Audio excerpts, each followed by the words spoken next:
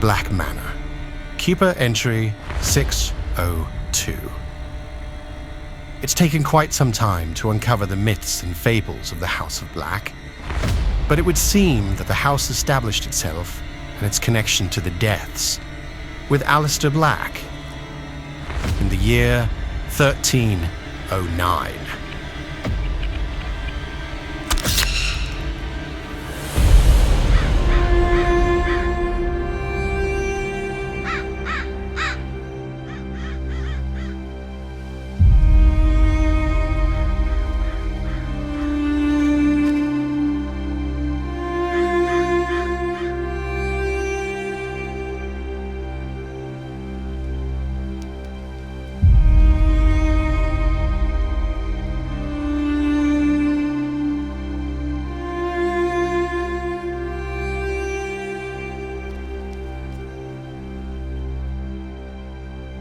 My father told me a story when I was a young boy. Something that sounded like a legend or a fable.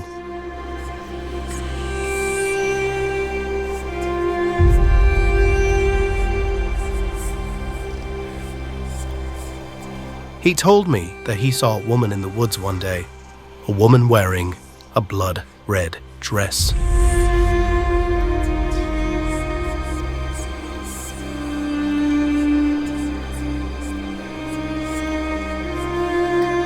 She told him that one day a war would come, a war between his two sons.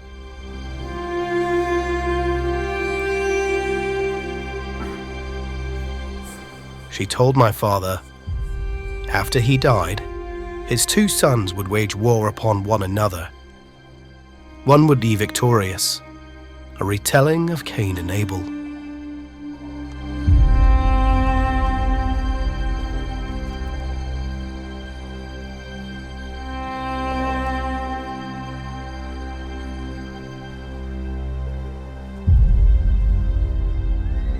The winner would be the one that killed the most soldiers in her name.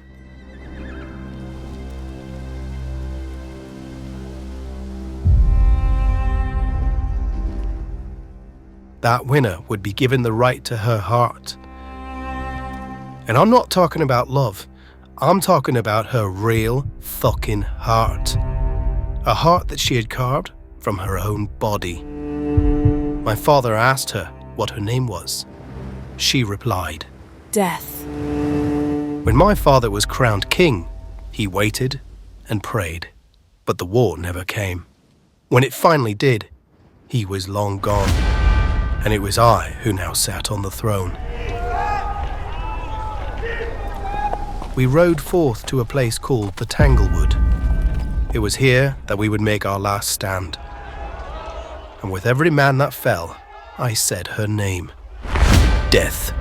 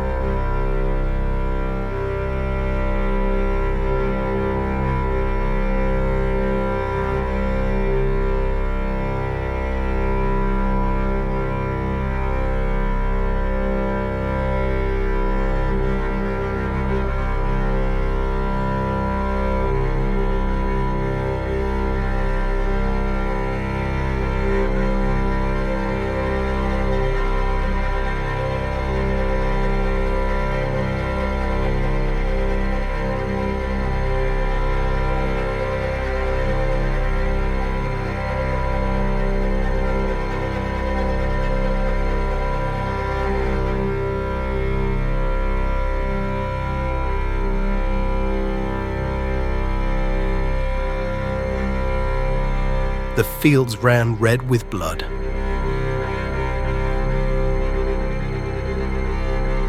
It was here that I claimed victory.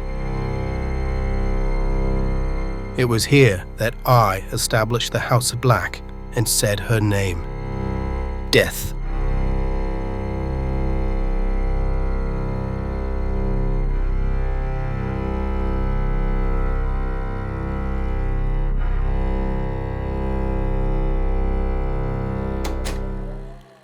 That was the first time the House of Black met one of the deaths. But it wouldn't be the last. As Alistair Black descended into mere legend, little Ivy Black would grow curious to see if the stories were true.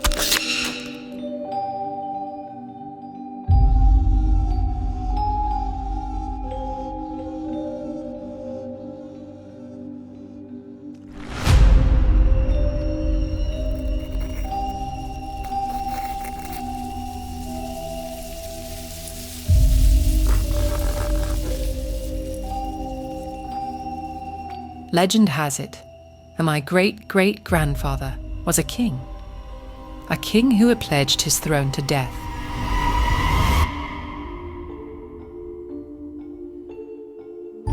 He had told us that if you find one of the deaths before they find you, you can make a trade.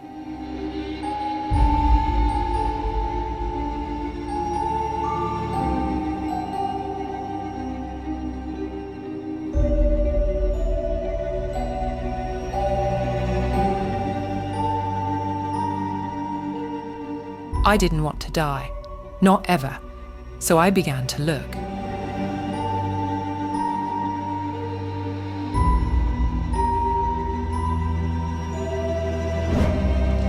First in the hills behind Black Manor.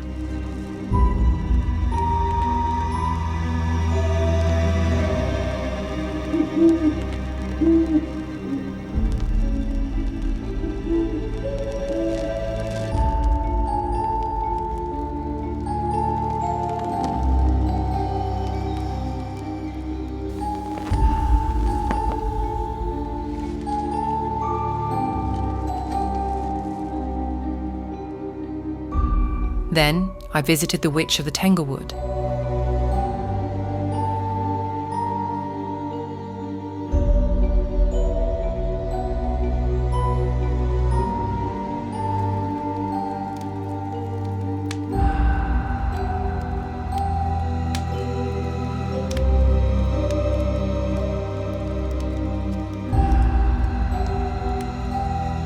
Blood for blood, bone for bone.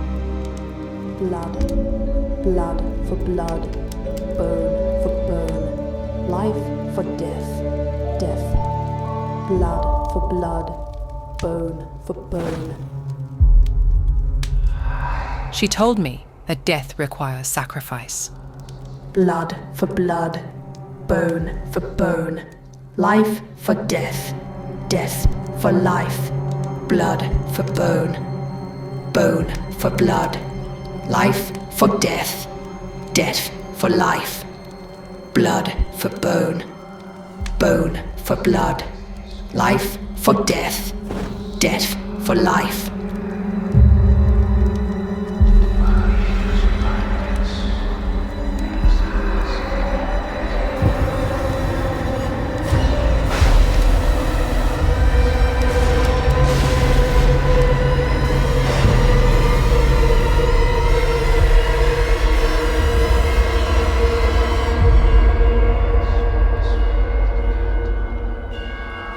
Then she told me to listen.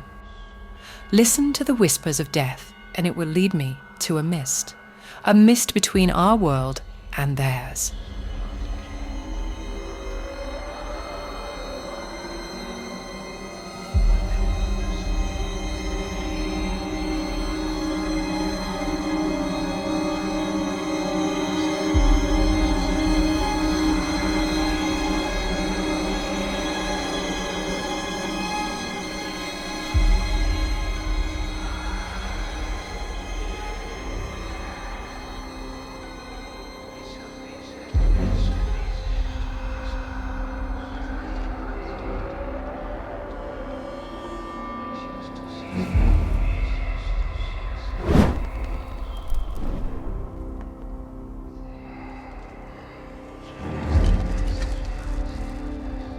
When I arrived at the castle he called home, he knew my name.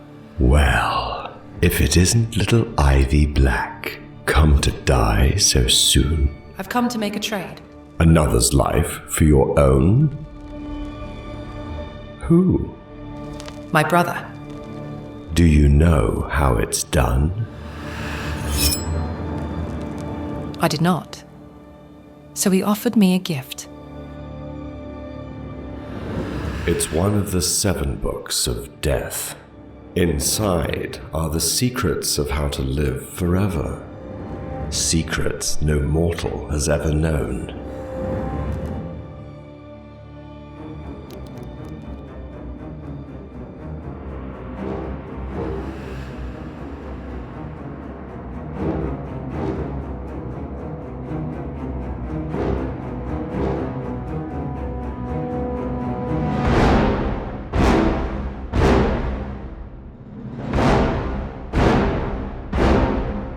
And so I returned home to Black Matter.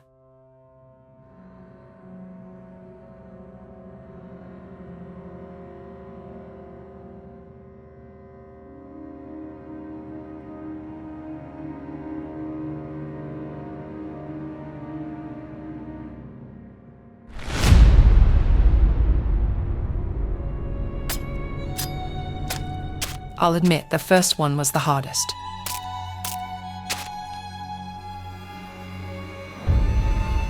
But Death was pleased.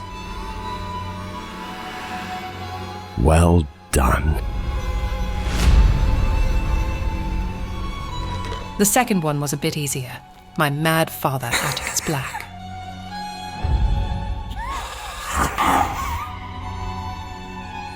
A little tasty treat. I like the gristle. I like the gristle. But we should need friends. Are you my friend, little rat? Shh. Maybe it's okay. I'll just taste. Just a tiny, tiny taste. A little tasty treat. I like the gristle. I like the gristle. But we shouldn't eat friends. The third, I didn't even blink.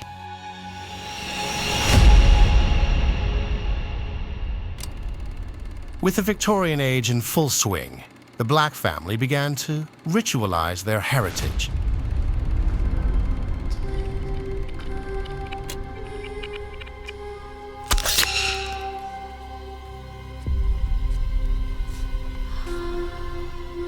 Mummy used to tell me a story every night before bed.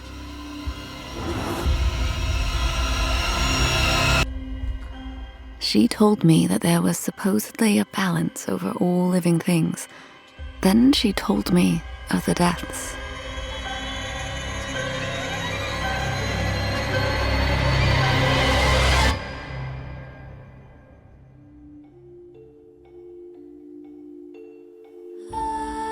But Mummy didn't like balance. No one in my family did. We weren't meant for such things, she'd say. And she was right.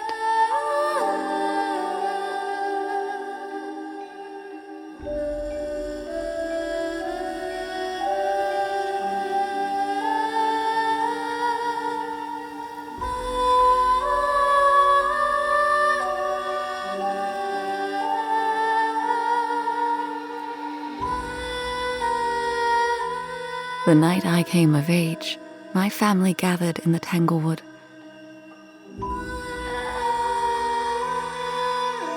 I'm not sure whose life it was that they traded for mine. Just some stranger, I guess.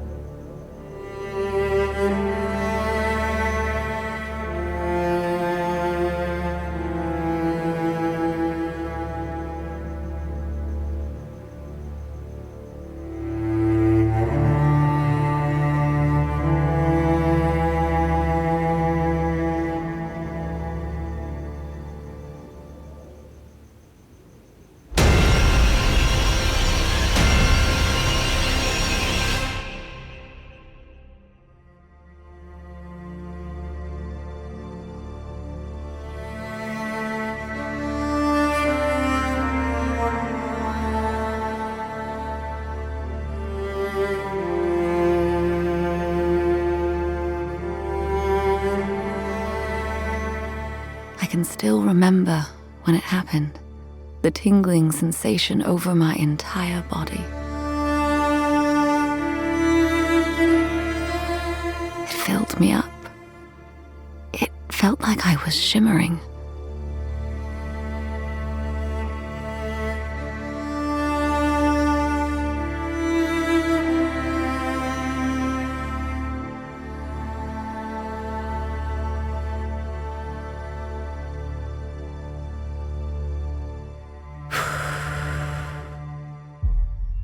When I woke, I was alone, but I could sense him.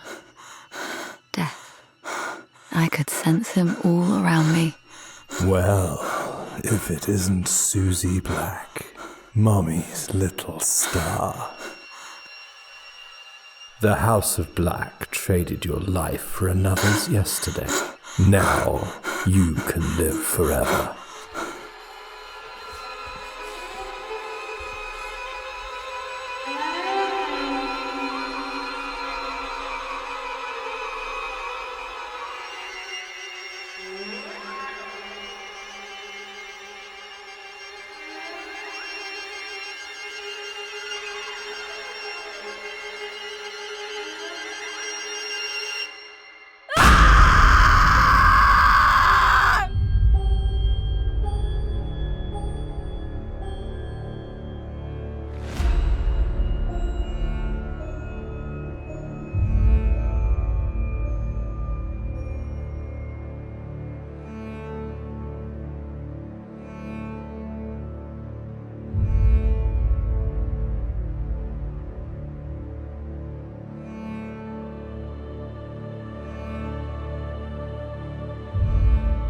Then I learned the rules.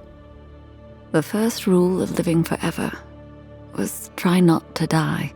People could still kill us. Rule 2, don't get paralyzed.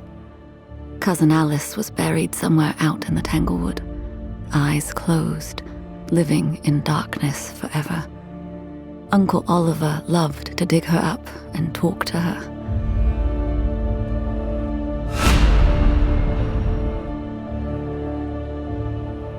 Rule 3, aging still took place, just very slowly. Now I watch the world change all around me.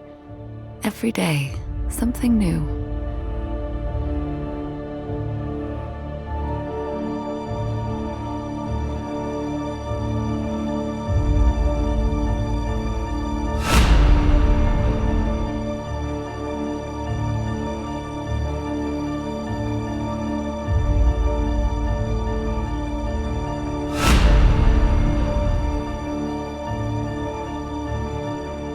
But I remain the same.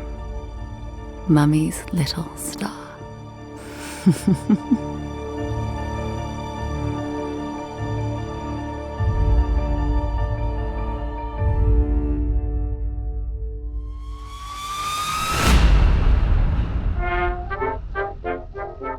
Black Manor hasn't always belonged to the Black family. When World War II erupted, the family would be forced to flee, leaving the manor behind them in ruins.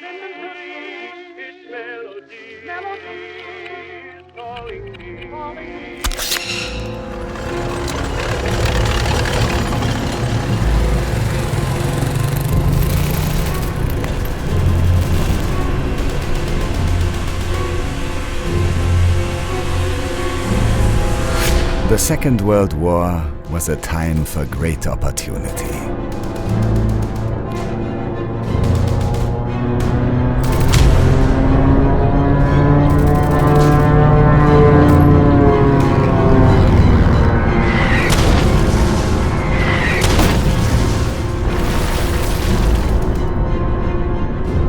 As we marched across Europe, I heard whispers and rumors of a place filled with dark and wonderful secrets. We used all the resources afforded to us as commanders.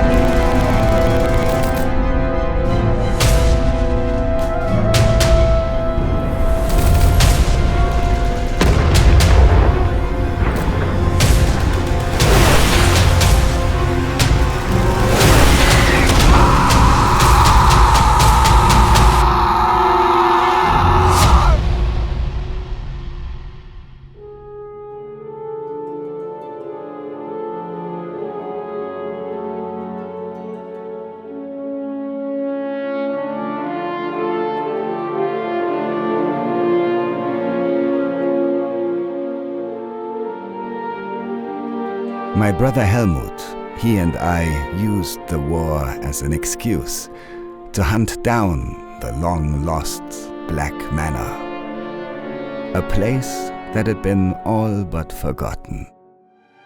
It was now just a bit of folklore, fable, myth. Nothing more than an old fairy tale.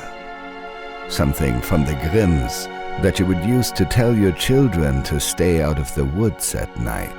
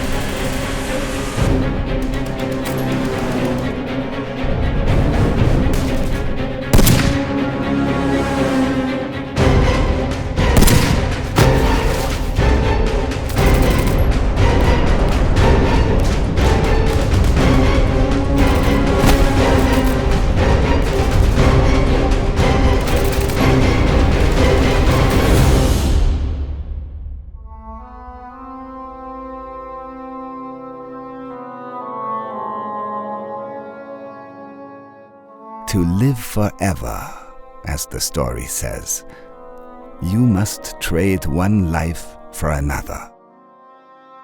We traded many lives, my brother and I. Russian lives, American lives, British lives. We carved our way across Europe. Each battle brought us closer and closer, and with every death of their men and ours, I knew he would listen.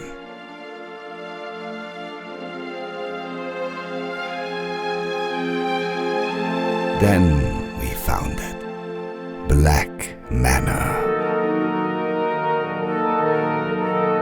A place that is said Death himself frequents. When we arrived, the family had already fled. But I waited.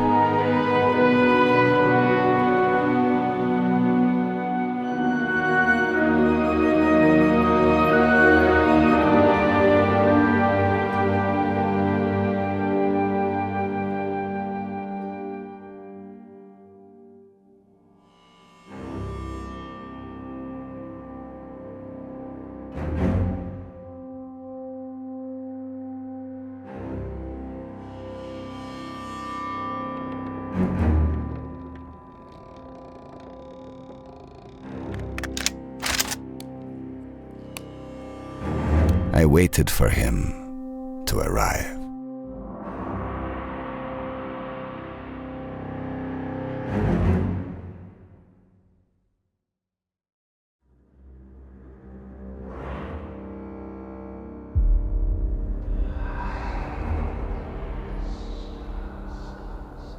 Well, if it isn't Adolphus Winter, I don't care how many soldiers you've killed. Not all deaths are equal. For those men were killed in self-defense. One of you was always going to die. For something more. For something beyond your reach. You need to trade a life that wasn't meant to die. I knew then what I had to do. I would have to kill my soldiers. My own men.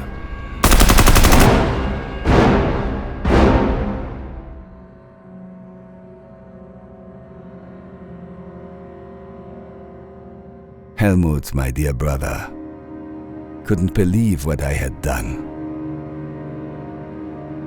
His loyalty was to the Third Reich.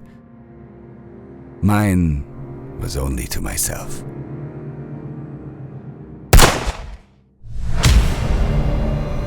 By the time I was done, I had killed more Nazis than Russians, British, or Americans put together.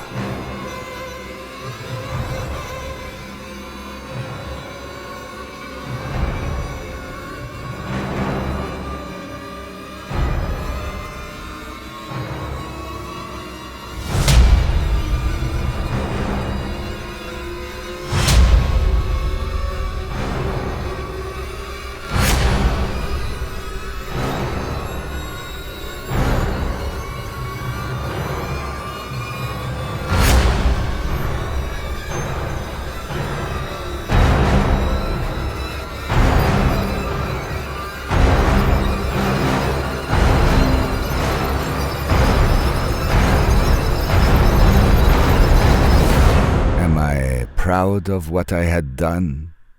Well, I have forever to decide.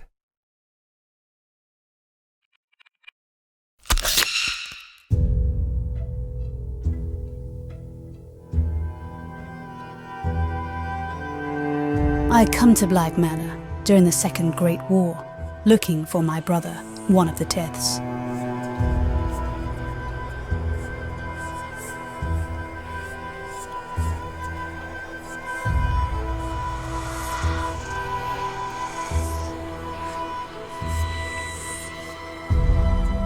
He had grown an affection for the House of Black, and the family that resided at Black Manor. Instead of finding my brother, though, I found him, a young man by the name of Jack. I came to him as a young woman.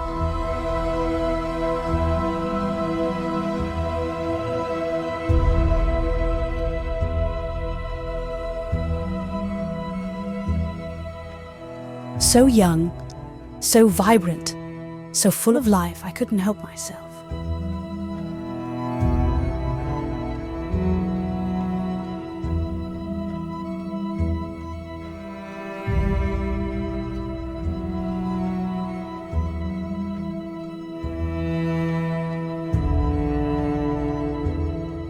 For each of us, each of our deaths, we each fall victim to something. For my brother, it's power. For me, it's courage. Those that face certain death and do it anyway. He knew he was going to die.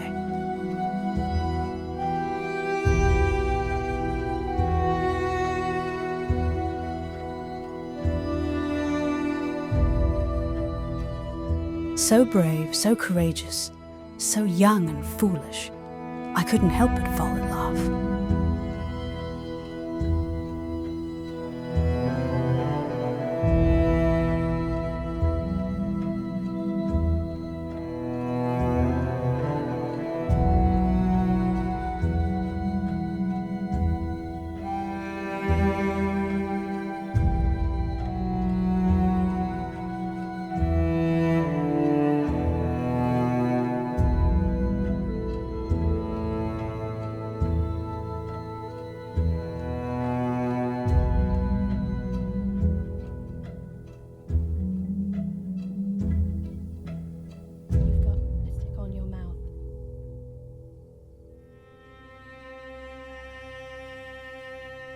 Then one day he got his wish. He marched off like a brave fool to the same place where so many young boys had died, the bones and blood littering the ground. But he would send me letters, telling me how much he missed me, how much he needed me. He told me how strong he needed to be to get through this, but he wasn't scared of death. Even though he should have been scared, if he knew what was coming.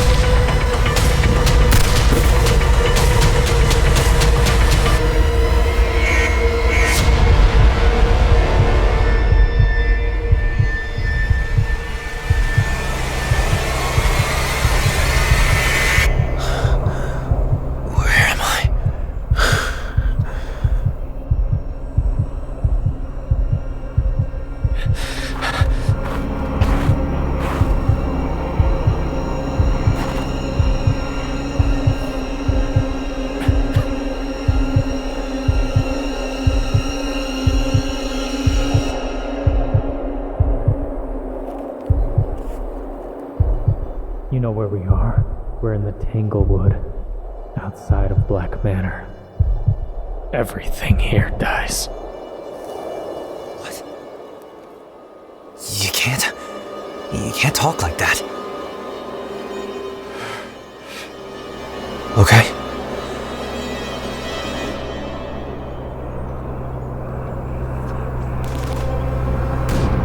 Okay.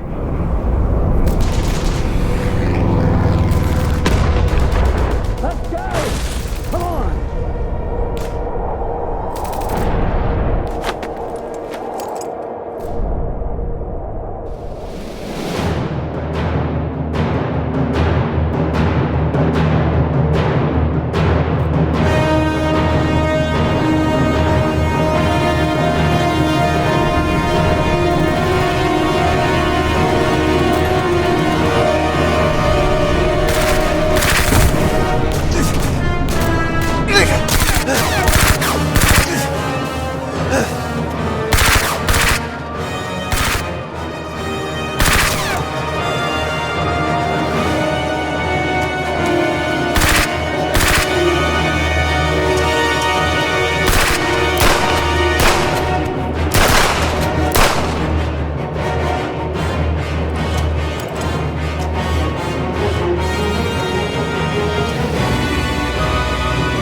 Probably gonna die out here, right?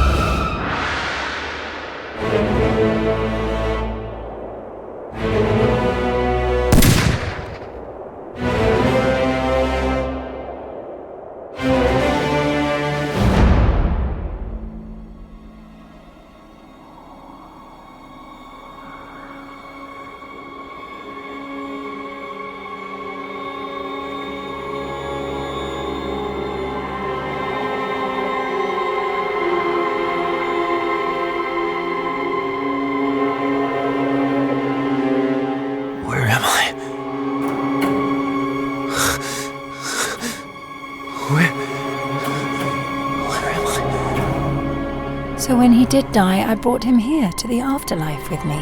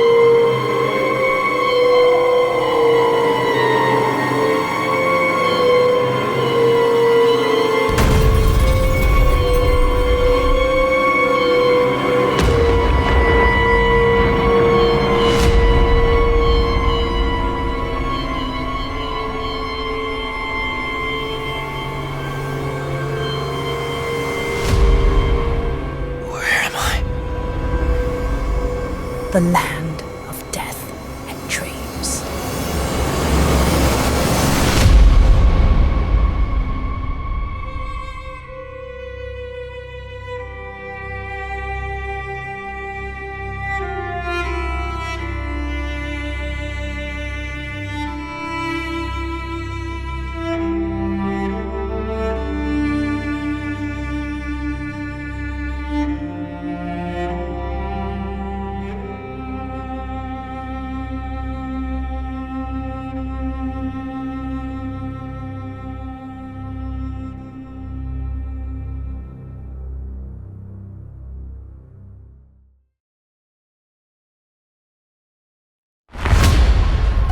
As the decades crept on, the whispers and rumors of Black Manor spread far and wide.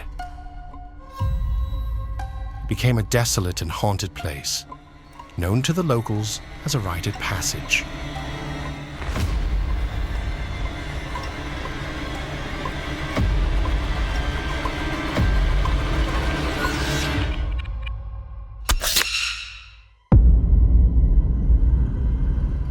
Rumour has it that there's a part of Black Manor that no one's brave enough to enter. They say that there's something lurking in the shadows. Or someone. Someone that everyone is terrified of. They say her name is Little Ivy Black. They say she haunts the halls to this day. The same way she has for hundreds of years. She's been alive for so long, they say, that she's barely even human anymore. On a dare, we thought it would be fun to find out.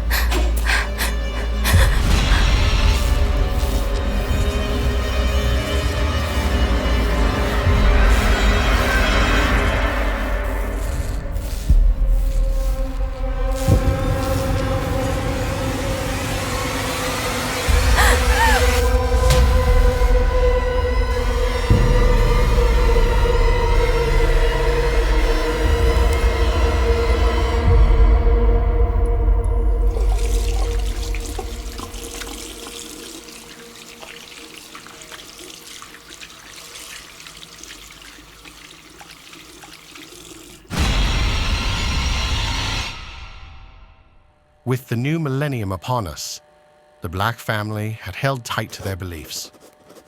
Even though they had fled their home, they had brought with them their rituals and ceremony and the Book of Death.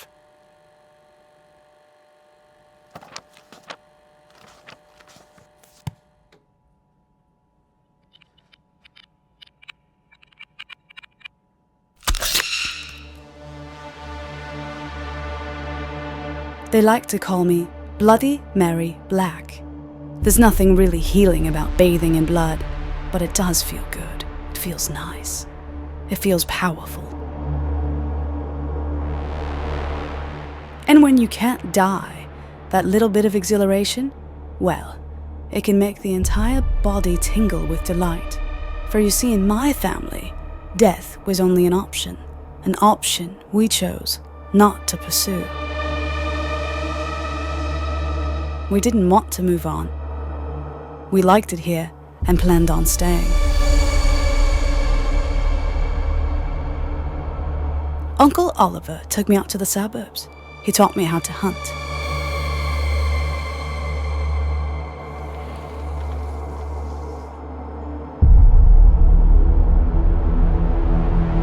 He'd said, some people say the first one should be special, but after a while they all blend together. So I say the first one should be easy. Go for that low-hanging fruit, he said. A real Miss Nobody. I didn't know who she was. Uncle Oliver said it didn't matter.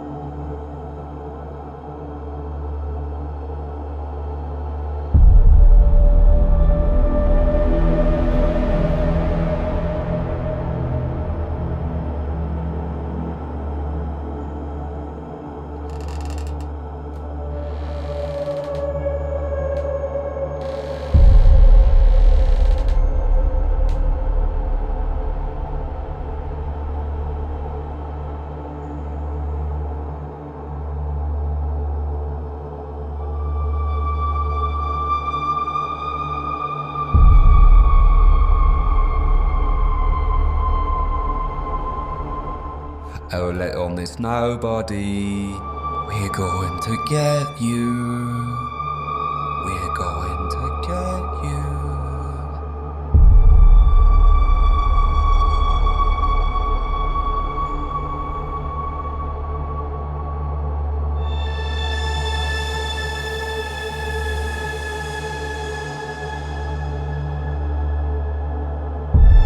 Come out, wherever you are.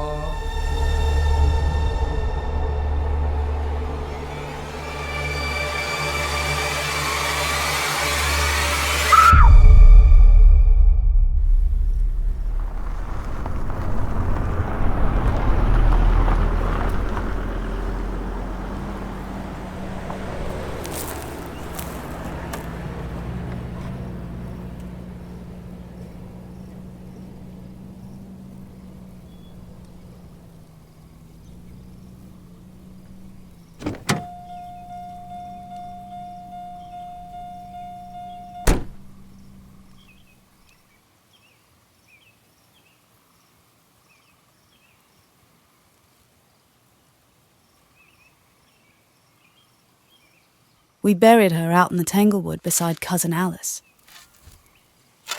I have no idea how many bodies were buried out there, but it was probably a lot.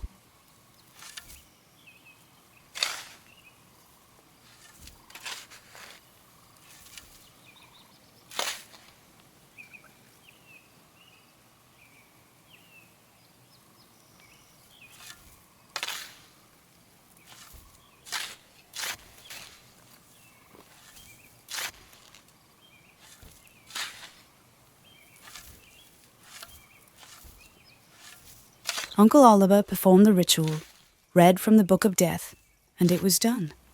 Now I could live forever.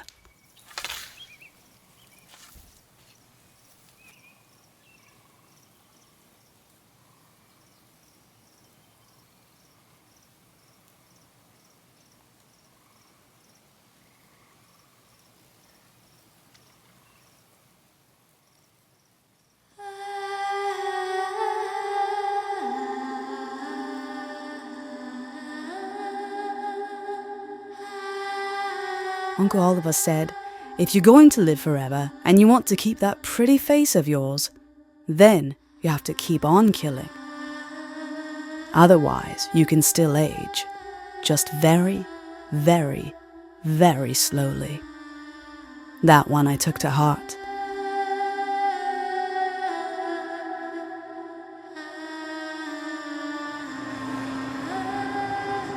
So I began to hunt.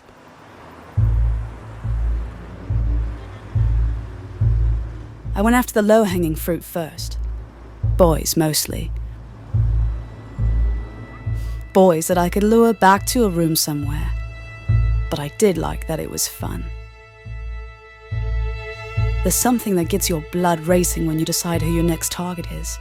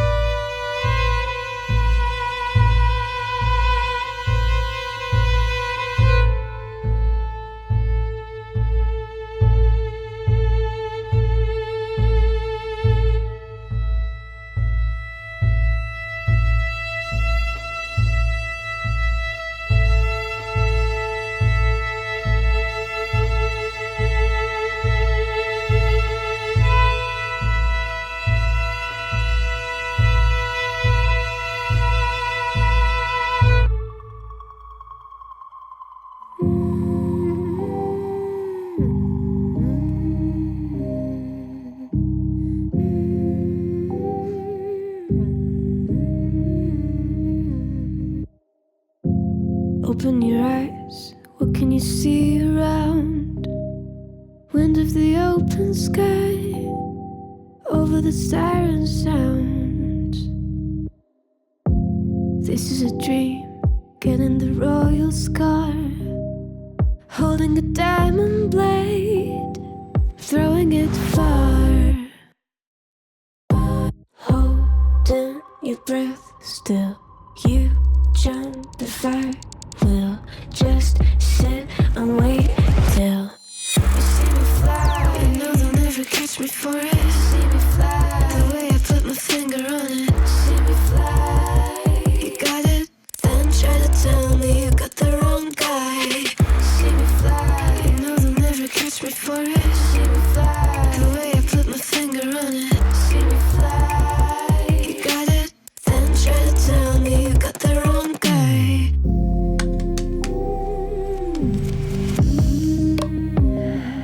Men, women, after a while I could lure anyone back to bed. And since I want to keep this pretty face, it didn't matter how many people had to die or how dark I had to get, just as long as it was fun.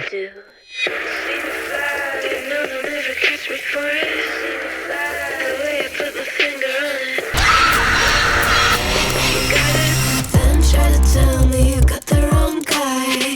See me fly, you know they'll never catch me for it. See me fly, the way I put my finger on it. See me fly, you got it. Then try to tell me you got the wrong guy.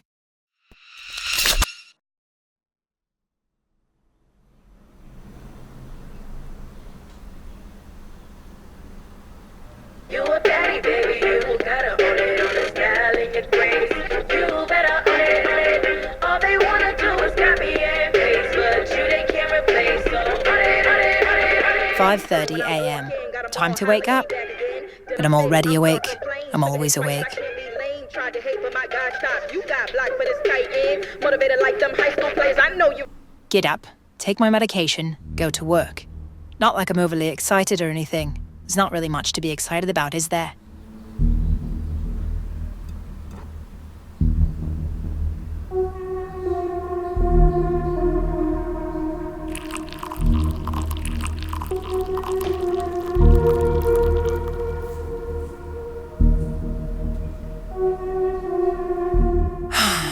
Maybe my morning coffee will cheer me up. Nope, that doesn't help at all.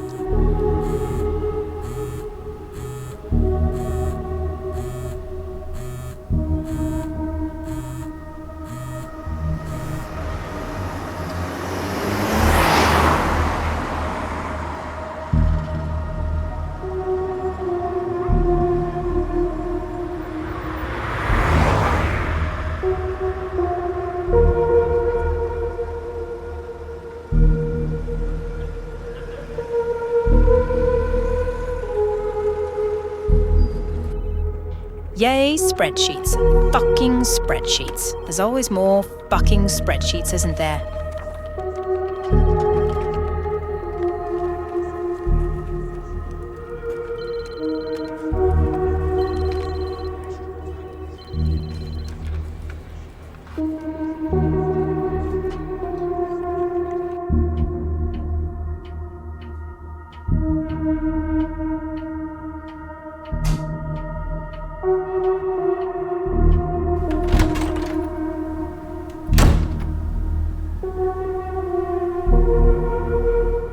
Go home. Noodles. TV. Try not to cry.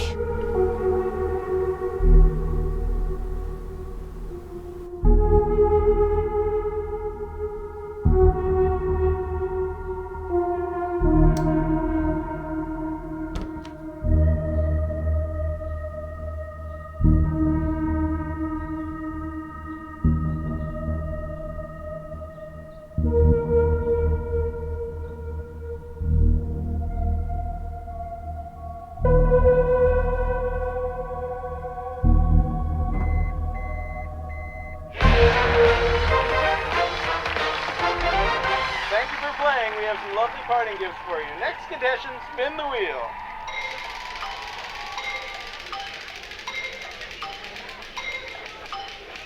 Oh, wow. I'll take number 10.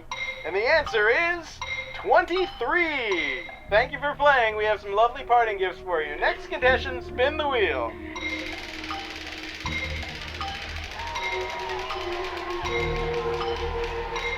All right, next contestant, spin the wheel again, please.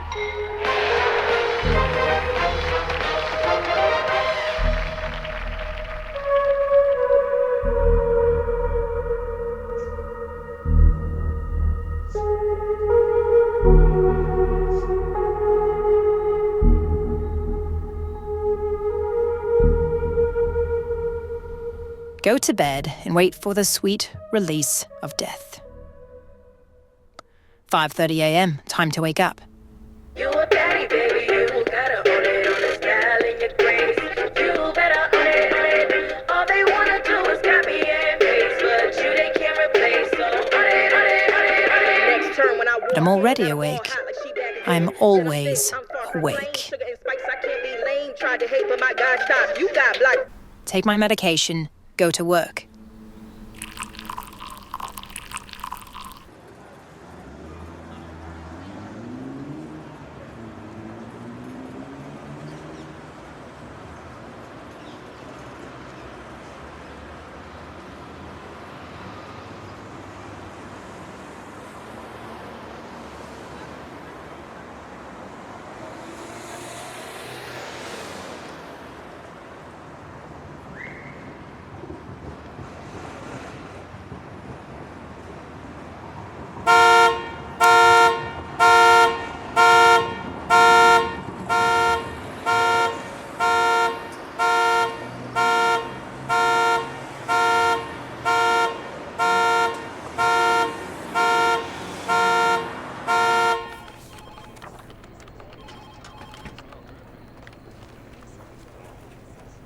Where the fuck do all these spreadsheets come from? And where do they go? Is it a game? Am I being watched? Maybe they're just waiting for me to crack. Maybe I am being watched. You know, just because you're paranoid doesn't mean they're not after you. I think Radiohead came up with that.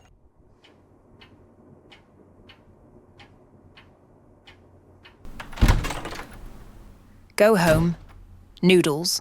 TV. Try not to cry.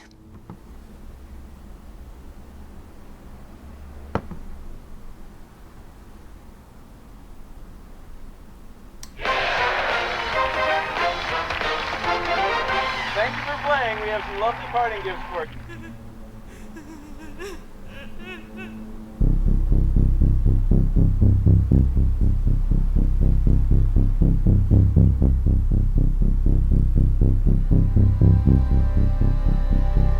Go to bed and wait for the sweet release of death.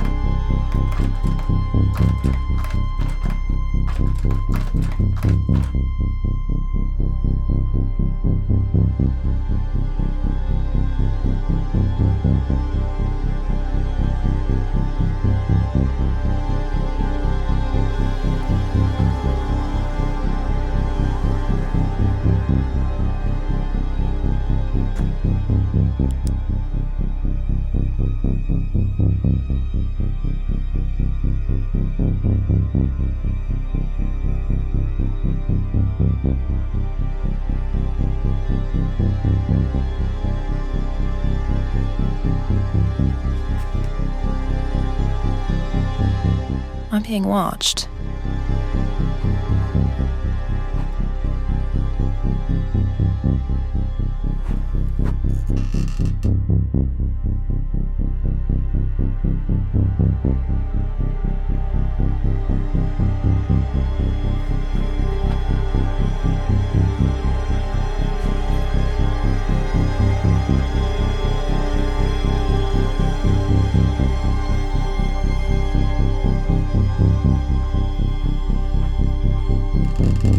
Who's there?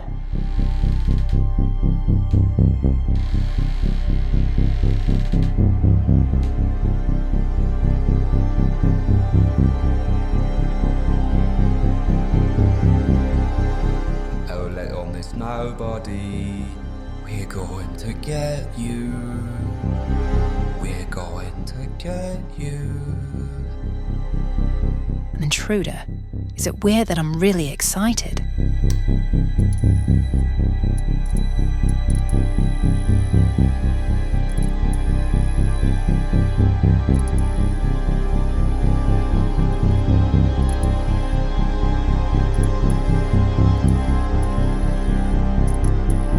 Maybe this is it, my moment.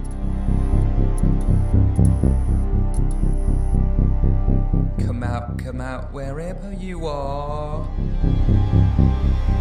Finally, this is it. The sweet release of death.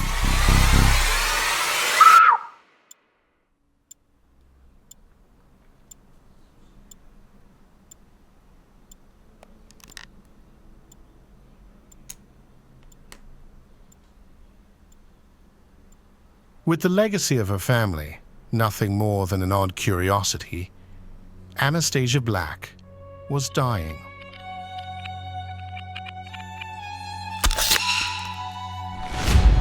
Legend has it, or so my late grandmother once told me, if you want to live forever, when death comes for you, you have to kill something you love. No one ever believed a word my grandmother said. She was a witch, after all.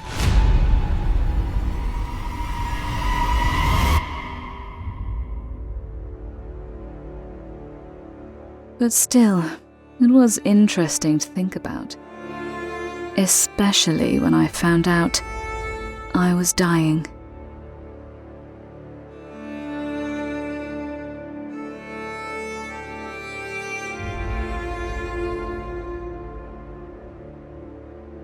The doctors didn't know what it was. No one did.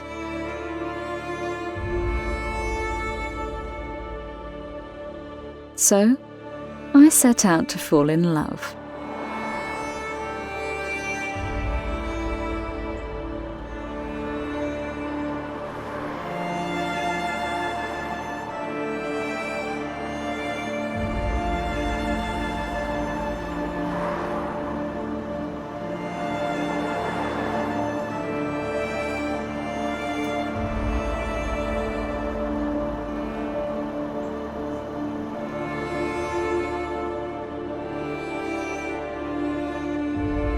His name was Dorian.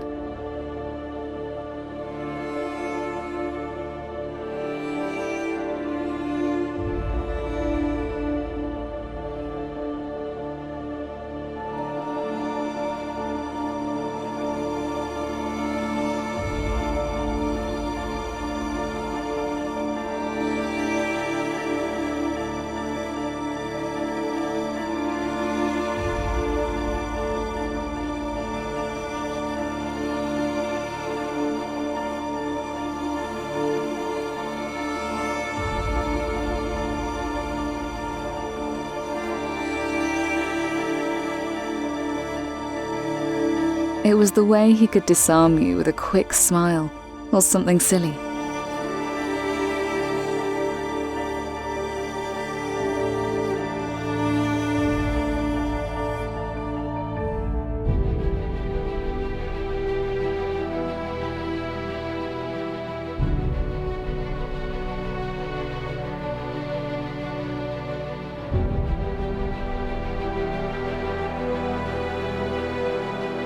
I fell hard and fast.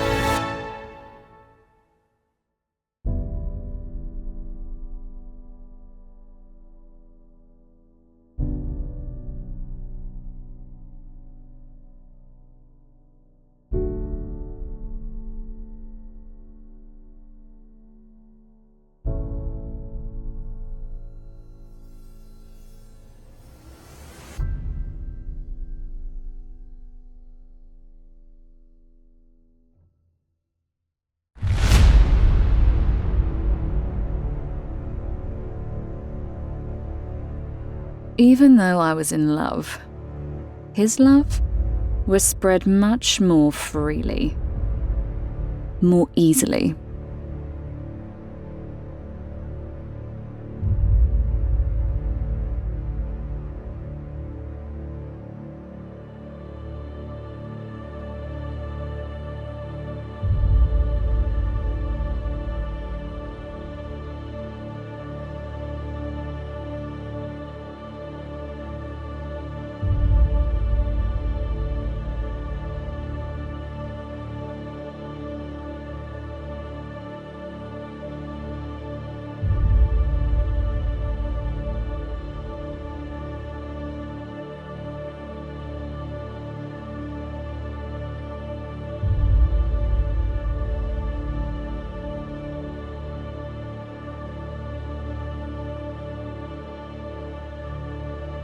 I killed her first.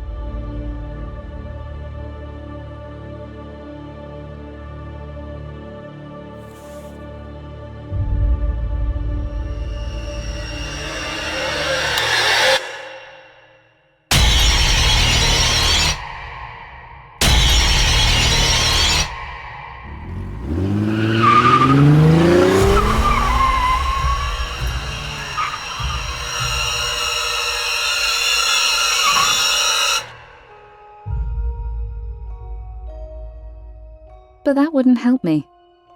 So I plotted.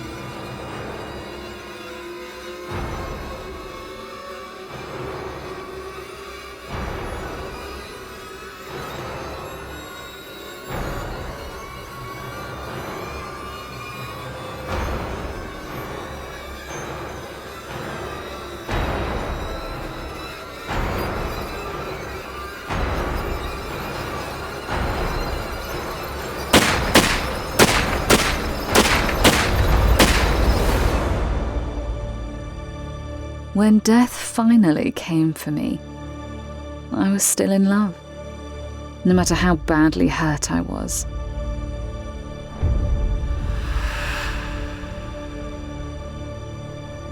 And now, Anastasia Black, you can live forever.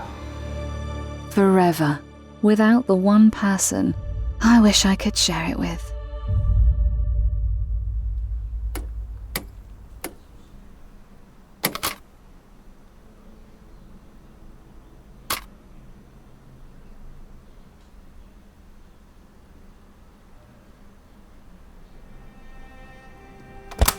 That brings us to Behir and the Mao.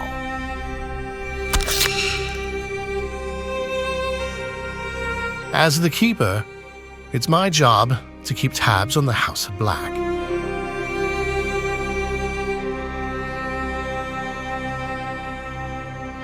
I'm not the first Keeper. There have been many before me, always tucked away in our tower, affectionately called the Keep.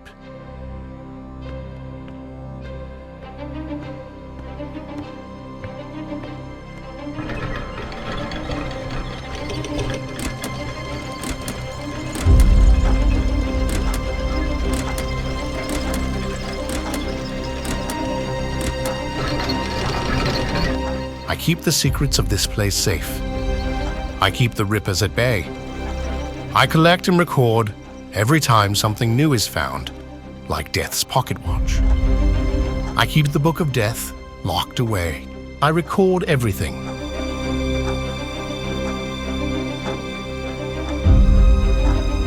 We watch over Black Manor. We watch over the families. When one goes on a killing spree and needs it to be cleaned up, I do that.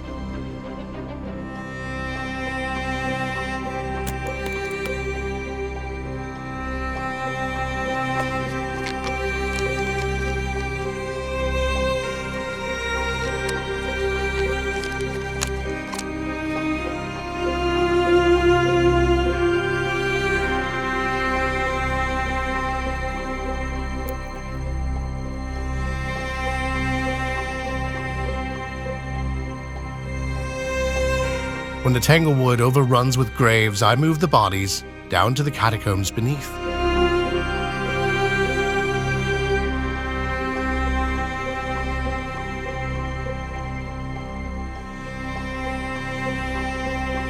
Here, the bones are organized by century, the decade, down to the very year.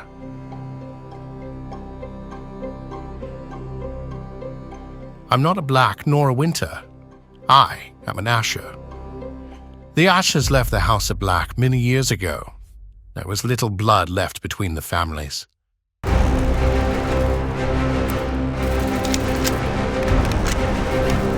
When I was drafted into the Great War, my mother, a devout Catholic woman, went to Mass every morning. She prayed and prayed and prayed for my safe return.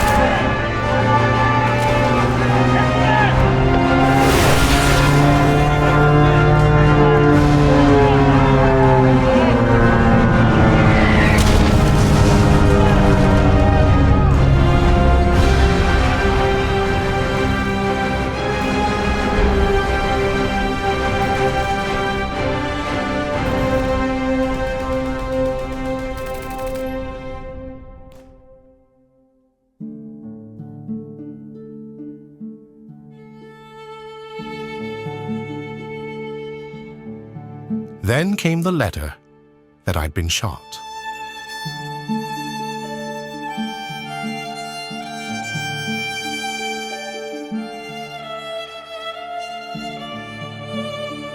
As the years went on, she became terrified that she would never see me again.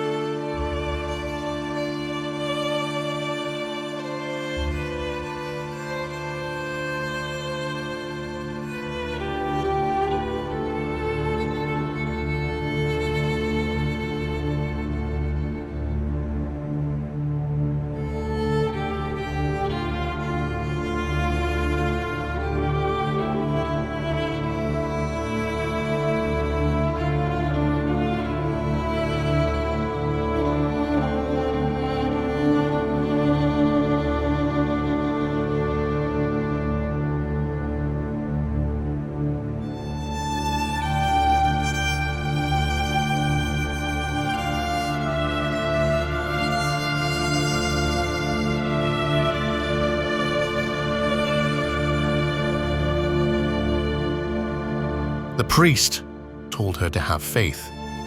But when it wavered, she returned to the dark practices the Ashers had left behind at Black Manor.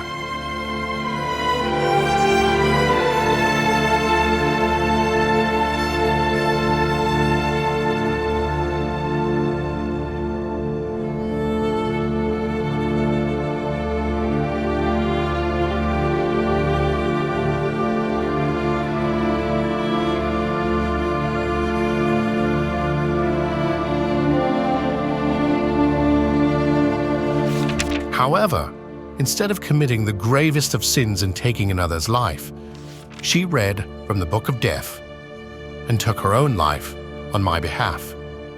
Not a suicide, but a martyrdom.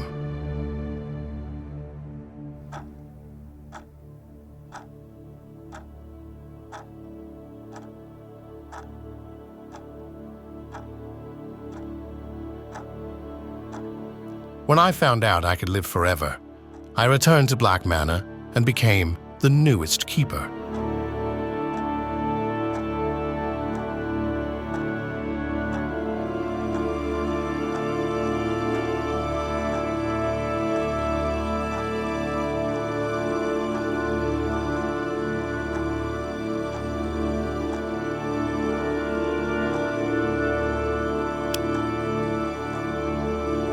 I learned the stories, the fables, the myths. I memorized the tales of Black Manor.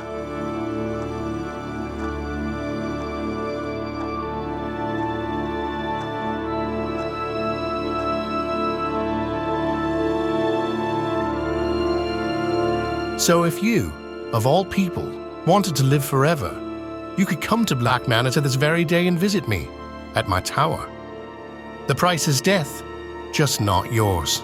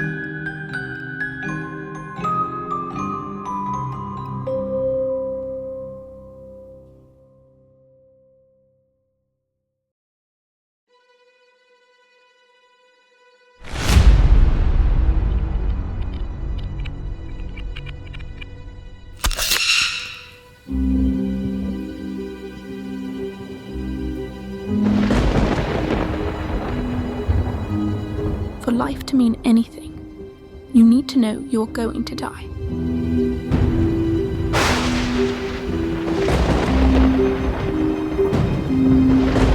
And that is what my family took from me when I came of age.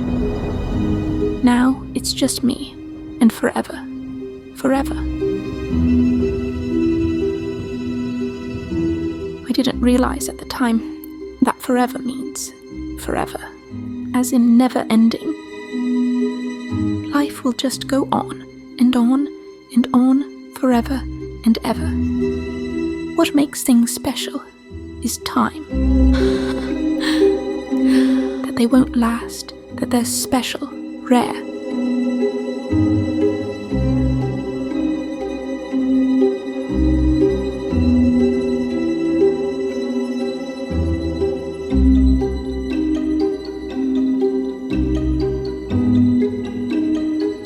Then one day, walking the long-forgotten east corridor of Black Manor, I found something new, something that hadn't been there before. It was a small glass orb. When I touched it, I could see everything. And I mean everything, literally. But more importantly, I could sense her, the one on the other side.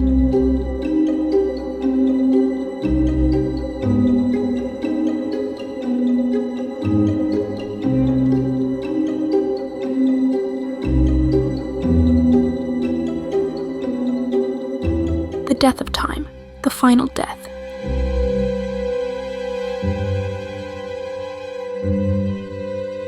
She was there, watching me, and for the first time in a long time, I could sense a beginning, a middle, and an end. The end of me, the end of the world. The end of Black Manor. She was the final death, the end of all things.